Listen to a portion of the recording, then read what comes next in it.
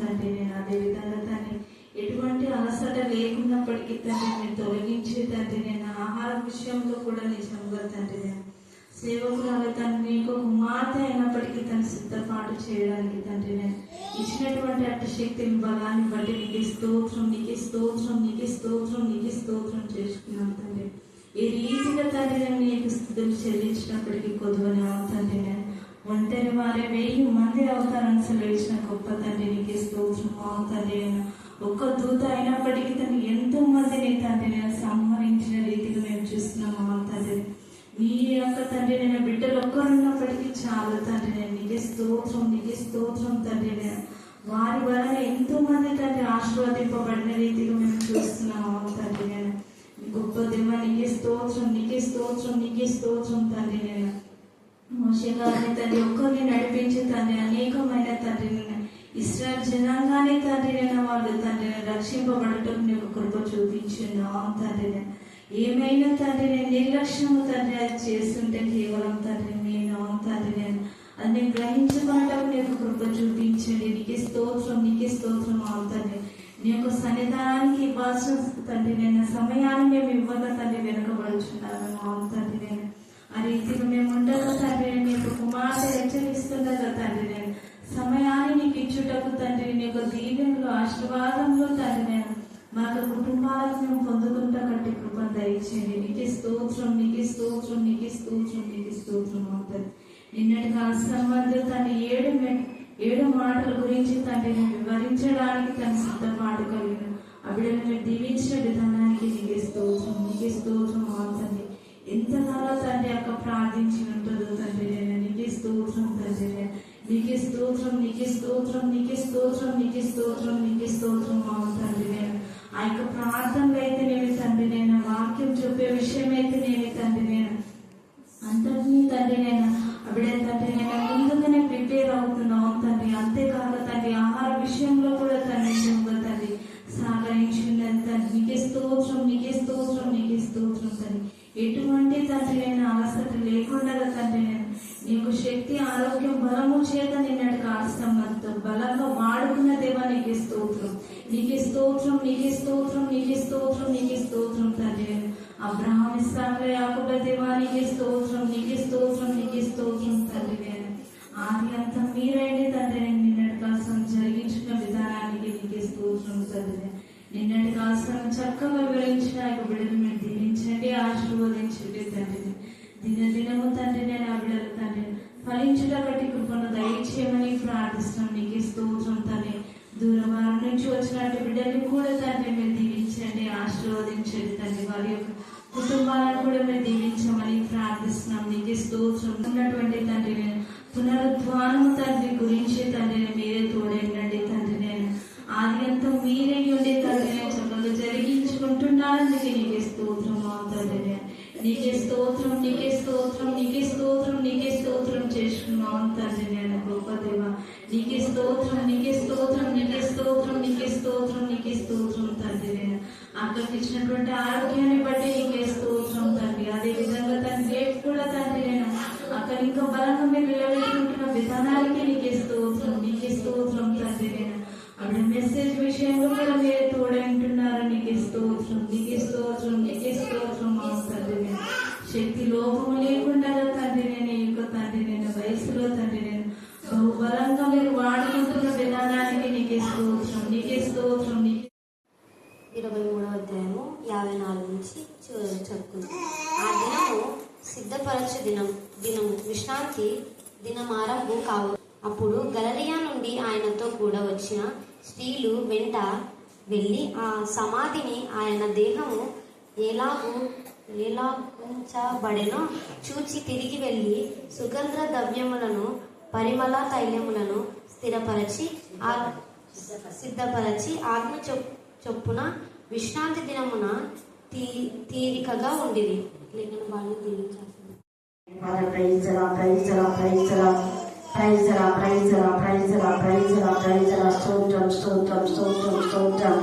స్తోత్రం ప్రవేశ సప్తమే జయ ప్రవేశ సప్తమే జయ ప్రవేశ సప్తమే జయ ప్రవేశ సప్తమే జయ ప్రవేశ సప్తమే జయ ప్రవేశ సప్తమే జయ ప్రవేశ సప్తమే జయ ప్రవేశ సప్తమే జయ హల్లెలూయా Hallelujah, hallelujah, hallelujah, hallelujah, hallelujah, hallelujah, hallelujah. In the name of Jesus, we have the victory. In the name of Jesus, we have the victory. In the mighty name of Jesus, we have the victory. We thank the Lord, we praise the Lord, we worship the Lord God Almighty. We adore the Lord God Almighty. Thank you for the Holy Praise Master. పరిశుద్ధుల స్తోత్రం, నమ్మదగిన దేవ స్తోత్రం, చాలు దేవ స్తోత్రం, అద్భుతగాడ స్తోత్రం, ఆలోచనకర్త స్తోత్రం, నిత్యుడు తండ్రి స్తోత్రం. నిన్నటి దినాన అద్భుత రీతిగా మీరు చేసిన మేము వేళకు ఉపకారాలకు ఎంత స్తుతించడం కూడా తక్కువే. బెంగళూరు నుంచి నా ప్రభా, హైదరాబాద్ నుంచి నా ప్రభా.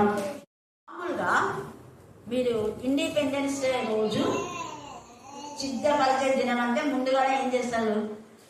ముందు రోజే ప్రాక్టీస్ చేసుకుంటారు. ఏమన్నా డ్రామాలున్నా, సాంగ్స్ ఉన్నా, మెసేజ్ ఉన్నా కదా, నేను మెసేజ్ చెప్పాలని ఇండిపెండెన్స్ డేకు చెప్పడానికి ముందు రోజే ప్రాక్టీస్ ఉంటారు. పరీక్షలకు సిద్ధపాటు ఎప్పుడు చేస్తారు చెప్పాలా? మళ్ళీ చెప్పాలా? సంవత్సరం నుంచి సిద్ధపడతారు పరీక్షలకు. మరి దేవుని విషయంలో ఒక్క రోజున సిద్ధపడుతున్నారు మనకు ఉంది కొందరికి, అందరికి. హల్లెలూయా, హల్లెలూయా, హల్లెలూయా, హల్లెలూయా. సిద్ధపాటు అనేది చాలా చాలా ప్రాముఖ్యం. ఈ ముఖ్యంగా హైదరాబాద్లో సిద్ధపాటు గురించి లేదు, కానీ మన లేఖన భాగంలో ఆదికాండం నుంచి ప్రకటన వరకు A to Z దేవుడు రాసి పెట్టాడు.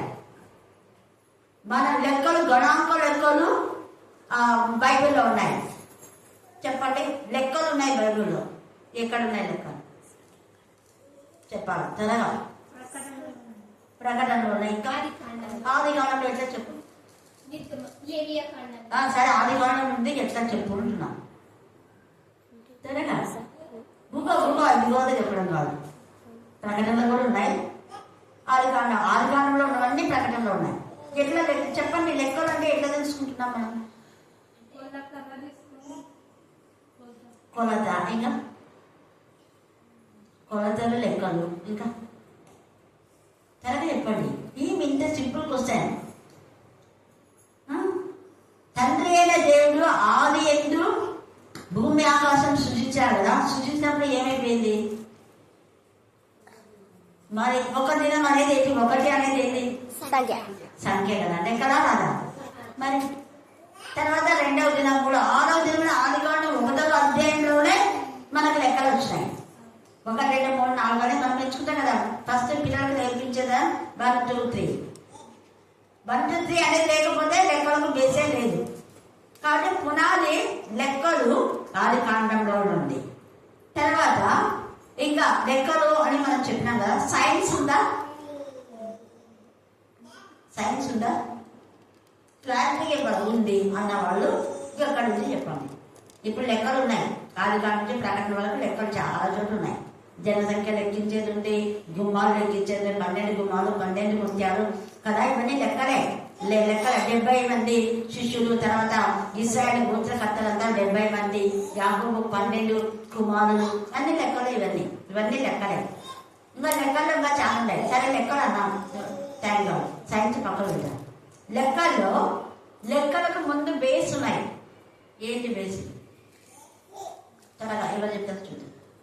ప్రాముఖ్య లెక్కలు అనేదానికి సూత్రాలు 4 ఉన్నాయి. ఏమిటి? ఇంత సింపుల్. కూడిక, తీసివేత, హెచ్చింపు, భాగాలు. ఇవి 2 లెక్కలు ఉన్నాయా? లెక్కన చేసినా కూడన్న కూడాలో, తీసేనా, భాగించాలా, హెచ్చించాలా, అన్ని. సరే, లెక్కలు ఉన్నాయి. లెక్కలకు సూత్రాలు ముఖ్యంగా ఏంటి? అదే హెచ్చింపు, తీసివేత, కూడిక, భాగింపు అన్నాం. మరి హెచ్చింపులు ఏమి చెప్పండి? హెచ్చింపులు కూడా ఉన్నాయి. ఏమి?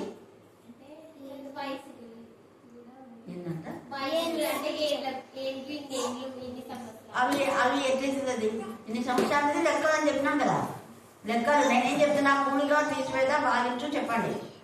హెచ్చింపు కూడా అంటున్నా. దేవుడిలో ఉండి ఆశీర్వదించే హెచ్చింపబడతాము. ఇంకా తీసివేయడం ఏం తీసిపెడుతున్నాం? వాక్యం సరగా చెప్పాలి. హెచ్చింపులు ఉన్నాయి, భాగాలు ఉన్నాయి, తీసివేతలు ఉన్నాయి వాక్యంలోనే. త్వరగా ఏమి ఇంత ఇదిగా? దేవుడు హెచ్చింపు అంటే మల్టిప్లికేషన్ అవునా? మల్టిప్లికేషనే కదా ఇంగ్లీష్లో అనేది. మీరు మల్టిప్లై చేశాడు దేవుడు. రెట్టింపు ఆశీర్వాదాలు ఎవరికి ఇచ్చినాడు? యోగుకు. రెట్టింపు అంటే మల్టిప్లై కదా. మరి యోగుకు 200 ఆశీర్వాదం ఇచ్చినాడు. తర్వాత 200 ఆత్మను ఇక్కడ అడిగినాడు యోగి ఏరియా ఎలిషాని. తర్వాత మనం చూస్తే అక్కడ ఆదికాండం 1లోనే మీరు ఆశీర్వదించబడి ఫలించి అభివృద్ధి పొంది విస్తరించండి. విస్తరణ అనేది హెచ్చింపులలో జరుగుతుంది, బాహారంలో జరుగుతుందా? బాహారం అంటే తక్కువ, తీసివేత బాహారం ఒకటే కాదు.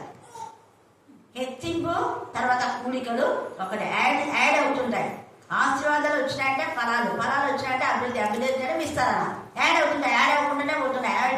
అడిషన్స్ అవన్నీ అడిషన్స్. ఒకటవ అధ్యాయంలోనే అడిషన్స్ ఉన్నాయి. తర్వాత ఆదికాండంలో 1వ అధ్యాయంలోనే అడిషన్స్ ఉన్నాయి. అంటే ఏదైనా తోటలో ఒక నది ఉంది, అది ఏదైనా చోట్ల ఒక నది ఉంది. ఆ నది 4 శాఖలు అనేవి కూడా మన లెక్కలు వస్తాయి. 4 శాఖలు అంటే హిద్దే గారి నదుల పేర్లు ఉన్నాయి అక్కడ, మీరు చదువుకోండి. టైం లేదు కాబట్టి మీరు చదువుకోండి. 4 శాఖలు అదంతా లెక్కలే. తర్వాత మనం చూస్తే 4వ అధ్యాయంలోకి వచ్చేసరికి తీసివేతలు ఉన్నాయి. ఏమున్నాయి చెప్పండి? ఏం తీసేసినాడు? 4వ అధ్యాయంలో తీసివేతలు ఉన్నాయి. ఏం తీసేసినాయి? 2 కొడుకులు ఒక కొడుకు తెచ్చుకున్నాడు. హేబేలు తెచ్చిపోయినంటే మైనస్ అయిపోయినారు, లేదా వేరు చేయమన్నాడు. తల్లిదండ్రుల నుంచి భాగహారం అంటే వేరు చేయడం, ప్రత్యేకించడం అవును కదా. భావించడం అంటే వేరు చేయడం. తల్లిదండ్రుల నుంచి హేబేలు వేరైపోయినాడు. హేబేలు నుంచి మళ్ళీ కయ్యను వేరైపోయినాడు. చూసినారా? వచ్చేసినాయి. తీసివేతలు ఉన్నాయి, భాగహారం కూడా. విభజించడం తీసివేతలు 2 ఒకటే. అడిషన్స్ మల్టిప్లికేషన్స్ ఒకటే అని చెప్పాను. ఆదికాండంలోనే లెక్కల 4 సూత్రాలు ఉన్నాయి అక్కడ. తర్వాత గలతీ 5:19లో తీసివేత, 19లో బాహారం. వాటిని అన్ని వేస్ట్ చేయాలి, విభజించాలి. మన శరీరంలో శరీర క్రియలన్నీ కూడా విడిచిపెట్టాలి. వాటికి ప్రత్యేకంగా ఉండాలి, వేరుగా ఉండాలి, తీసేసుకోవాలి. అడిషన్స్ ఏంటంటే 5:22, గలతీ 5:20. వాటిని మనం యాడ్ చేసుకోవాలి.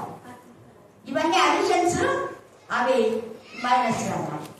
చూడండి ఎంత సబ్ట్రాక్షన్స్ ఏంటి, మల్టిప్లికేషన్ ఏంటి, డివైడ్ ఏంటి మనం డివైడ్ చేసుకుంటున్నాం. వేరుగా ఉండాలి, ప్రత్యేకంగా. దేవుని పిల్లలు 1 కొరింథీ 2:18 వేరుగా ప్రత్యేకపరచాలి. డివిజన్స్. మనం వేరే వాళ్ళ నుంచి డివైడ్ కావాలి. మా ఫ్యామిలీ డివైడ్ అయిపోతుంది అంటారా లేదా? అన్నదమ్ములు డివైడ్ అవుతున్నారు అంటారా? పొలాలు డివైడ్ అవుతున్నాయంటే వేరు చేసుకుంటున్నారు. పొలాలు డివైడ్ చేసుకుంటారు. ఆస్తులను పంచుకోవడం అంటే డివిజన్సే. ఎవరికి ఎంత రావాలంటే డివిజన్స్ లో వస్తుంది, తీసివేతలో రాదు. ఎవరికి ఎంత అనేది డివైడ్. వీళ్ళకి 12 ఎకరాలు ఉన్నాయి. 12 ఎకరాల్లో ముగ్గురు కొడుకులకు ఒక్కొక్కరికి ఎట్లా వస్తుంది? ఎట్లా చేస్తాము? ఏం చేస్తాము? డివైడ్ చేస్తాం. డివైడ్ చేస్తే వచ్చేసింది.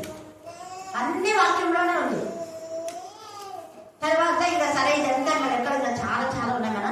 మనం యాడ్ చేసుకోవాల్సింది ప్రకటన 22లో. మనం యాడ్ చేసుకుంది ప్రకటన 20వ అధ్యాయము 21వ అధ్యాయం 1 నుంచి 5 వచనాలు. మనం తీసేసుకోవాల్సింది ప్రకటన 21:8 తీసేసుకోవాలి. డివైడ్ 8 ఉండకూడదు. మత్తయి సువార్త 15:17 తీసేసుకోవాలి. తీసివేతలు 15:17. ఎఫెసీయులకు రాసిన పత్రిక 5:1వ వచనం యాడ్ చేసుకోవాలి. 3వ వచనం తీసేసుకోవాలి. ఎఫెసీ 3 తీసేసుకున్నాడు. ఇవన్నీ ఇంకా చాలా చోట్ల ఉన్నాయి తీసేసుకున్నట్టు. నేను కొన్ని చెప్పినా మీకు. మీరు తీసివేతలు ఇంకా ఏమైనా మీకు హోంవర్క్ రేపటికి నేను చెప్పినే కాకుండా ఏమి తీసేయాలా, ఏమి డివిజన్స్ అనేవి రేపటికి మీకు హోంవర్క్. మొత్తం 4 హెచ్చింపులు చేసుకోవాలని రావాలా. తర్వాత మల్టిప్లికేషన్ చేయాలి, డివిజన్స్, సబ్ట్రాక్షన్స్. 4లో నేను చెప్పిన కొన్ని, వాటిని ఆధారంగా మిగతా మీరు చెప్పాలి. ఈరోజు మనకు సిద్ధపరిచే దినం కాబట్టి వాళ్ళు ఏం చేస్తున్నారు చూడండి ఎంత చక్కగా. స్త్రీలు 53వ వచనం 54 ఆ దినం సిద్ధపరచు దినం. కాబట్టి మనం ముందే రోజు ఏం చేయాలి? మనం సిద్ధపరచుకోవాలి.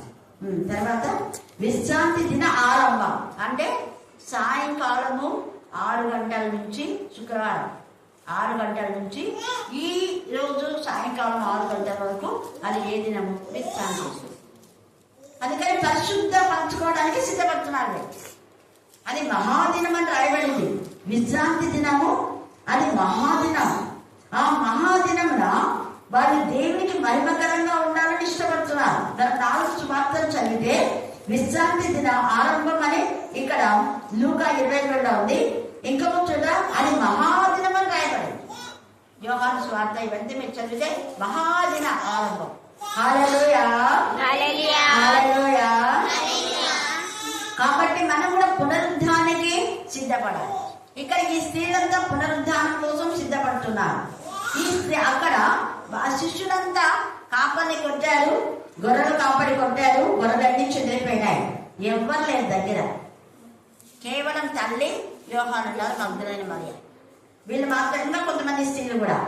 అందుకని స్త్రీలకు ఎంత ధైర్యం చూడండి, ఎంత తెగింపు చూడండి. వాళ్ళు ఏం చేస్తున్నారు? అప్పుడు గలిలయ నుండి ఆయనతో కూడా వచ్చిన స్త్రీలు వెంట వెళ్ళి ఆ సమాధిని, ఆయన దేహంలో ఎలా ఉండాలో చూచి తిరిగి వెళ్ళి, ఎంత ధైర్యం!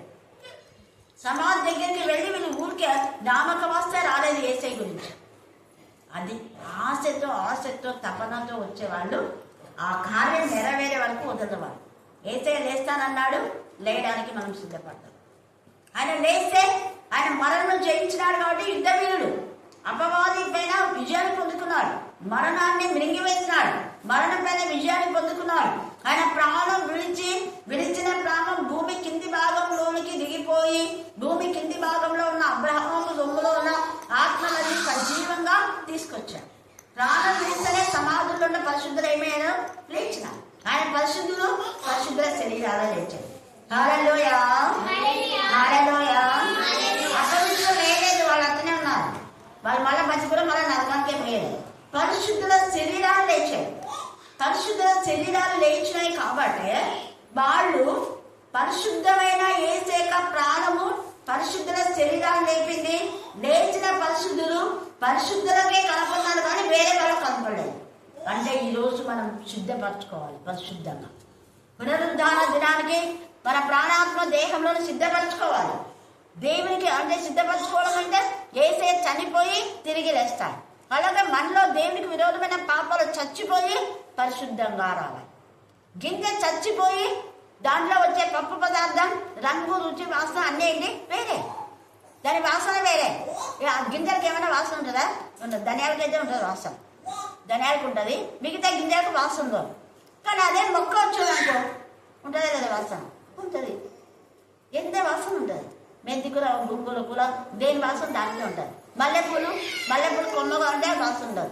పూలు వస్తే వాసన. ఎంతైతే చూడండి, అది ఎంతగా ఫలించిందంటే పరిమళ వాసన. మనం పరిమళ వాసన వెదజల్లేలుగా ఉండాలి. అందుకే యేసయ్య అపవాదిని జయించి తిరిగి లేచాడు కాబట్టి జయోత్సవంతో లేస్తున్న యేసయ్యకు సుగంధ ద్రవ్యాలు పూయాలని అన్నాడు. కానీ వీళ్ళు పిరికివాళ్ళు కాదు. కొంతమంది తప్పుడు బోధలు చేస్తుంటారు. యేసయ్య ఇంకా చచ్చిపోయి అట్లనే శవం ఉంది, శవానికి ముందే మూసే కదా పాతి పెట్టింది.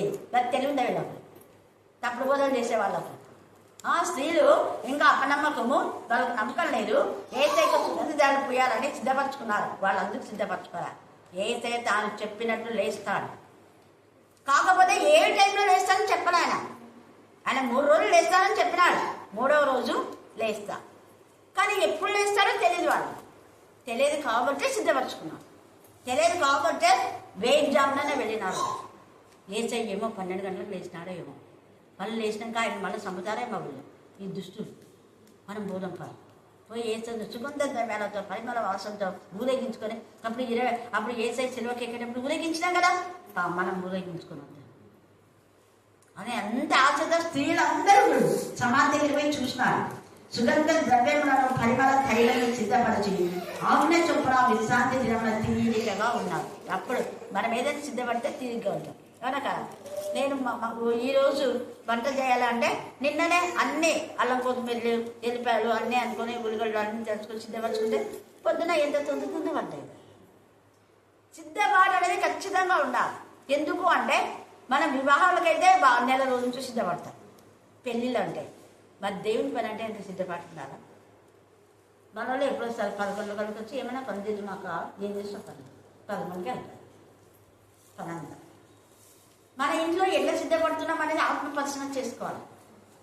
మన ఇంట్లో మన పనులకు సిద్ధపడుతున్న వారం రోజుల నుంచి నెల రోజుల నుండి ఏమైనా ఫంక్షన్ ఉండే అంటే మరి దేవుని మందిరం ఫంక్షన్ అంటే ఎంత సిద్ధపడాలి. హల్లెలూయా హల్లెలూయా హల్లెలూయా. కాబట్టి సిద్ధపరిచేటటువంటి విధానంలో వారు ఆజ్ఞ చొప్పున అంటే ఏసే ఆజ్ఞ చొప్పున ఏసే ఆజ్ఞ ఇచ్చినాడు కదా, నేను మళ్ళా వేస్తానన్నాడు. నా కోసం కనిపెట్టుకొని ఉండండి అన్నాడు. పైనుంచి శక్తి పొందే వరకు మీరు పట్టణంలో నిలిచిండుడే అన్నాడు. ఆజ్ఞ చొప్పున విశ్రాంతి దినంలో తీరికగా ఉండేది. అలాగా మనం కూడా దేవుడికి మహిమకరమైన విధానంలో సిద్ధపాటు చేయడం అంటే అనేక అద్భుత కార్యాలు చేయబడతాయి. సిద్ధపాటు చాలా చాలా ప్రాముఖ్యం. మరి మనం సిద్ధపడ్డామా? ఏషియా 1వ అధ్యాయము 2వ వచనం చదవండి. ఏషియా 1:2. యెహోవా మాట్లాడుచున్నాడు, ఆకాశమా ఆలకించుము, భూమి చెవియొగ్గుము. నా పిల్లల్ని పెంచి పెద్దలను చేసిన ఎద్దు తన కామందని ఎరుగును, వాడు తన సొంతవాన్ని జొట్టు తెచ్చుకోను. కానీ నా పిల్లలు తిరుగుబడినారు. తిరుగుబాటు తిరుగుబాటు చూడటం అంటే నాశనమే. ఎవరైనా తిరుగుబడినారంటే నీకు నాశనం. అంటే నాశనం రావడానికి తిరుగుబాటు, అవునా కాదా? అది నాశనం చేయడానికి దేవుడు ముందే ఎవరిని పుట్టించినాడు? నాశనం పుట్టించినాడు. నీకు తిరుగుబాటు ముందే వచ్చిందంటే నువ్వు నాశనం అయిపోయి తర్వాత నాశనమే. ఇంకా తిరుగుబాటు వచ్చినా, వ్యతిరేకం వచ్చినా, అవిధేయత వచ్చినా ఇవన్నీ పడిపోవడానికి లక్షణం. పడిపోయే జీవితం వద్దు, తిరుగుబాటు జీవితం వద్దు. ఏషియా మనం చూస్తే 18-19 చదవండి. మీ పాపం రక్తం వల్ల ఎర్రమైనా హిమములాగా, హిమం తెల్లగా ఉంటుంది కదా, తెల్లగా అవుతుంది. తర్వాత కెంపు వల్ల ఎర్రమైనను అవి గోవే వచ్చు. ప్రపంచంలో ఉన్న ప్రతిదీ బైబిల్లో ఉంది. కెంపులు అంటే ఆర్నమెంట్స్ కి వాడతారు. కెంపులు కమ్మలు, కెంపులు రత్నాలతో ఇవి దండలు, నెక్లెస్లు, రింగులు. కెంపు అంటే అది చాలా విలువైనది. కెంపు అనేది ఎర్రగా ఉంటుంది. అలాగే ఎర్రగా ఉన్నా కూడా తెల్లగా చేయబడ్డాయి. మీరు సమ్మతించిన మాట వినేలా, మీరు సమ్మతించి, అదే మీకు ముందు సమ్మతం అనేది రావాలి. సమ్మతం అనేది లేకుంటే ఏం జరగదు. సమ్మతించి నా మాట వినేలా మీరు భూమి యొక్క మంచి పదార్థం, భూమిలో ఉండే మంచి పదార్థాలన్నీ నీటిలో ఉంటాయి. నీటిలో మంచి పదార్థాలు లేవంటే నువ్వు దేవుడికి సంబంధించాలి. దేవుడికి తిరుగుబాటు, దేవుడికి వ్యతిరేకత, దేవుడికి ఇష్టంగా లేదు. దేవుని పట్ల నీకు ఆసక్తి ఉంటే A-Z మన ఇంట్లో ఉంటుంది. ఇది లేదు అని అనుకుంటారు. కొంతమంది అంటుంటారు ఉండేది అక్క ఒక్కటి అన్నీ ఉన్నాయి చూడంటుంటారు. ఎందుకు అన్నీ ఉన్నాయి అంటే వాగ్దానం లేదు. ఏసై ఉన్న ఇంట్లో అన్నీ ఉంటాయి, ఏం తక్కువ.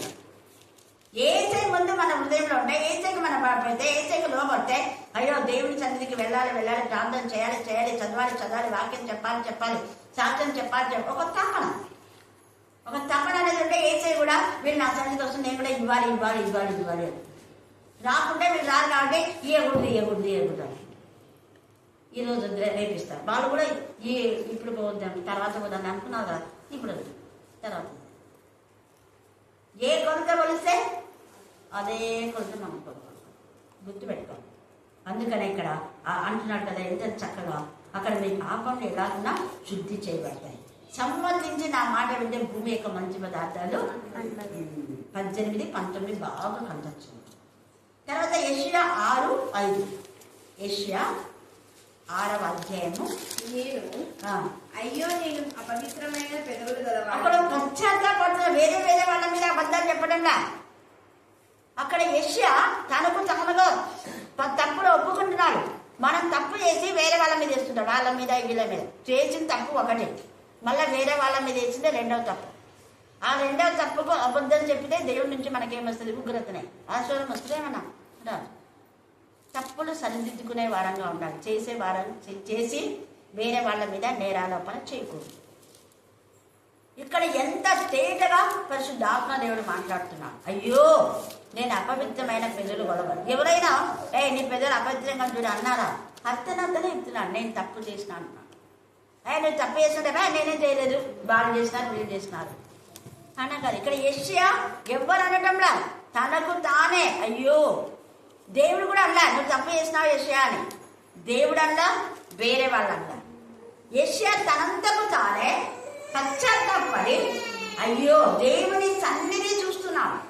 దేవుని సన్నిధి చూసిన వాళ్ళు, వాక్యం చదివిన వాళ్ళు, వాక్యం విన్నవారు, వాక్యం చెప్పేవారు, శాస్త్రం చెప్పేవారు తమకు తాముగా ఆత్మ పరిశీలన చేసుకొని పశ్చాత్తాపడాలి, పాపాన్ని విడిచిపెట్టాలి, ఇక మీద చేయాలి.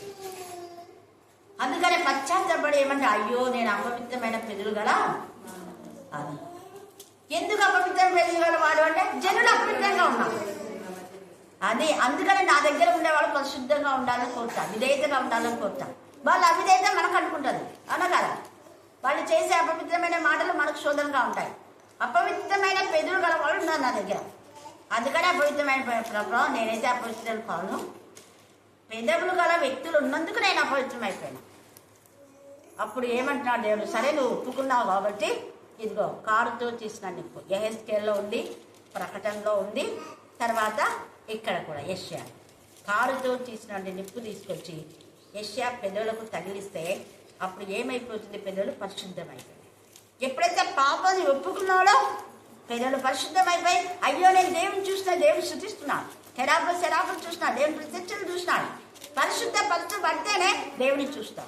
హృదయ శుద్ధి గల వాగ్దానాలు వాళ్ళు ఎవరు చూస్తారు? దేవుని చూస్తారు. ఎప్పుడైతే శుద్ధ హృదయం వచ్చేసిందో వెంటనే దేవుడు కూడా క్వశ్చన్ చేస్తున్నాడు, అయ్యో వాక్యం చెప్పడానికి, ప్రార్థన చేయడానికి, సాక్ష్యం చెప్పడానికి నేను ఎవరిని పంపాలి అంటే శ్రమ వాళ్ళున్నారు వీళ్ళున్నారు అన్నాడా? రండి నాకు పని ఉంది, వాళ్ళని పిలుసు వీళ్ళని పిలుసు అన్నాడు. ఈమెకైతే ఏం పని లేదు, పిలుసు టీచర్ అంటాడు. ఆమెతో నీకెందుకు, ముందు నేను నువ్వు చూసుకోవాలి. నేను అట్లా యెషయా ప్రభు ఎవరినెందుకు, నేనున్నాను కదా, నన్ను సిద్ధపన్నాడు యెషయా. నేను దేవాన్ని పరిచయం చేయడానికి నేను సిద్ధపడుకోవాలను. మనం ఈరోజు అది చెప్పాలి, దేవా నేనున్నా, నేను వస్తా ప్రభా సేవకు. ఏమేళ్ళకు ఎంత ఇదిగా ఆ వయసులో ఆయన అర్థపడి సేవకు ఎంత బాగా ఇస్తున్నాం. మనకి ఎన్ని పనులు ఉన్నా కూడా ఎప్పుడు పిలిచినా వస్తుంది. అది సిద్ధపాటు అంటే. నేను ఈరోజు రాలేదు అంటే నువ్వు దేవునికి ఇవ్వటంలా ఎవరికి ఇస్తున్నావు? లోకానికి, భర్తకు, పిల్లలకు, లోకానుసారమైనటువంటి తిండి తిప్పల కింద ఇదే కదా మనం చేసేది. కానీ ఎవడైతే నా రాజ్యంలో నీతిని మొదట వెతుకుతారో వాళ్ళకందరికీ అన్నీ ఏం తక్కువ. మొదటి ఇష్టమైతే ఆయనకి ఎమ్మెల్యే మొక్కలు అన్నా అక్క పాపం ఉంది 7:30కే నువ్వు ఏడొస్తావు అంటే నేను ముందే 4 గంటలకే లేచి చేసుకుంటా ఉంటాను. వంట వేసుకొని స్నానం చేస్తాను. మనీ కూడా ముందే లేచి చేసుకుంటా పక్క మేము నిజం. నువ్వు 7:30 కన్నా కదా, 7:30కే తయారైంది. 7:30కే వచ్చింది. 7:30 కంటే కొంచెం అటు ఇటు.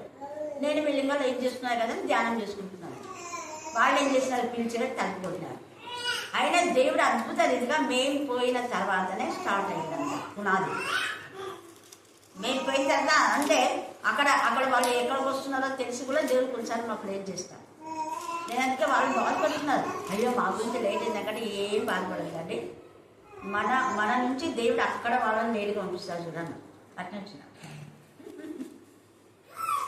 9 గంటలకు స్టార్ట్ చేయాలి. 9 గంటలు అక్కడ ఉన్నారు కాబట్టి 10కి స్టార్ట్ అయింది. ఎందుకు మేము 9 చెప్పినామంటే మునగపాడు మళ్ళీ నాకు మెసేజ్ ఇవ్వాలి.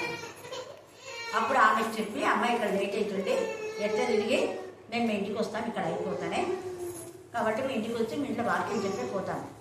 ఊక వాక్యం చెప్పకూడదు ఇస్తాను, ఖచ్చితంగా భోంచేయాలి. భావన వాళ్ళ అమ్మ గంట వేసి పెట్టినప్పుడు మేము పోయి 11:30కే వాక్యం ముగించుకొని 12 ఆ టైంలో రోజు చేసుకొని మళ్ళీ వచ్చేస్తాం.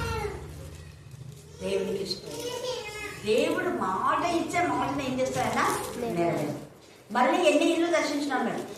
మళ్ళీ చికామణి అనుకుని ఇంటికి పోయినా. ఇక్కడ అది పునాది రాత్రి వేచాడు వాక్యం చెప్పి మళ్ళీ అక్కడ కొంతమంది ప్లాన్ చేసి చికామణి ఎమ్మెల్యే చికామణి అంకుల్ ఇంటికి మళ్ళీ తర్వాత అక్కడ వాక్యం. ఎంత దేవుడు అద్భుతం. పొద్దున పోయినా 1 మళ్ళా 1:30 బస్సు చాలా లేట్ అయిపోయింది. 2 అయింది కరెక్ట్. మేము వచ్చినప్పుడు మీరు వాక్యం ముగించుకొని వెళ్ళిపోతున్నారు. దేవునికి ఇష్టం. హల్లెలూయా హల్లెలూయా హల్లెలూయా. కాబట్టి యెషయా సిద్ధపాటుగా ఉన్నాడు. యేసుప్రభు శిష్యులు కూడా సిద్ధపాటుగా ఉన్నారు. యేసయ్య పిలిచాడు, మీరు వస్తారా నా వెంట అంటే అన్ని విడిచిపెట్టి వచ్చినాడు. ప్రభా ఎటు వస్తాం? మీరు ఇప్పుడు పిలుస్తున్నారు మా ఇంట్లో వాళ్ళు చేపలు తెస్తామని కూర వండుతామని ఆశతో ఉన్నారు. చేపలు పట్టుకోపోలే కదా, పట్టుకొని వస్తాడు డాడీ ఇచ్చి అన్నారా? అల్లా. వంట చేసి వస్తానులే వేసే అన్నారా? అల్లా. మా వాళ్ళంతా మా అమ్మ వాళ్ళంతా ఎదురు చూస్తున్నారు. ఒక 5-6 చేపలన్నీ పట్టి ఇచ్చి వస్తుండే అల్లా. వెంటనే చేపలు పట్టే వాళ్ళు వదిలి చేతులు కడుక్కొని వేసేది వెళ్ళం. అందుకనే భూమి సంగల్లో కిందులు చేసేవారిగా వాళ్ళు వాడుతున్నారు. వాళ్ళు పని చేయకపోయినా సమృద్ధి అయిన జీవితం దేవుడు వాళ్ళకి ఇచ్చాడు. అనేకుల ఆస్తులు అమ్మి వాళ్ళ పాదం దగ్గర, పాదంలో కింద వాళ్ళ ఆస్తి వచ్చింది. డబ్బులు వాళ్ళ పాదాల దగ్గరికి వచ్చినాయి. వాళ్ళు అడగరా మీ ఆస్తులు అమ్మండి అన్నా. చూడండి, యేసయ్య అన్నాడు నాకంటే గొప్ప కార్యాలు చేశాను. చేసిన సమర్పణ ఉన్నప్పుడు అనేక మేళ్ళు దేవుడు చేస్తాడు. దేవుడు ఈ లేఖన భాగం దీవించి ఆశీర్వదించుగాక. ఆమేన్ ఆమేన్ ఆమేన్. చివరి ప్రార్థన.